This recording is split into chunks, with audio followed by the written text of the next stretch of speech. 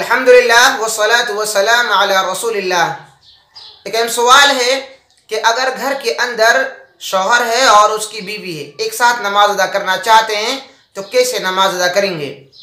इस सिलसिले में उलमा इकराम ने सही मुस्लिम की 1056 नंबर की एक हदीस लोगों के सामने पेश की है, और वह हदीस ये है कि अनस रज़ियल्लाहु तआला अन्हु के घर में एक मरतबा आप सल्लल्लाहु अलैहि वसल्लम आए और 2 रकात नफल नमाज पढ़ाई।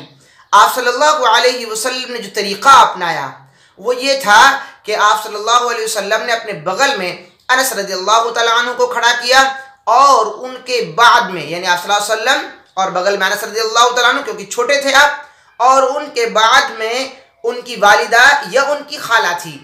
रावी जो बयान करने वाले हैं सहाबी, उनको थोड़ा सा डाउट है कि अनस रज़ियल्लाहु तआला अन्हु की अम्मी थी या खाला थी। बहरहाल अम्मी हो या खाला हो, तो आप सल्लल्लाहु अलैहि वसल्लम ने उनको पीछे खड़ा किया और उसके बाद में नमाज अदा कराई। इस हदीस में जो मसला निकलता है वो ये कि शौहर आगे खड़ा होगा और बीवी पीछे खड़ी होगी।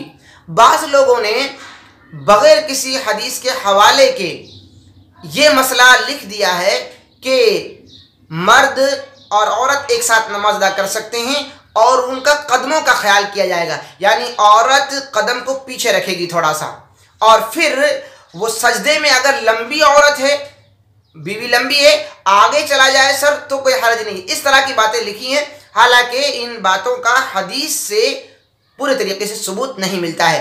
हदीस से जो सबूत मिलता है अनस रज़ियल्लाहु तआला अन्हु की वो हदीस जो मैंने आपके सामने पेश की है, और उससे जो मसला निकलता है वो ये निकलता है कि शौहर आगे खड़ा होगा और बीवी उसके बाद में खड़ी होगी, एक साथ नहीं खड़े होंगे।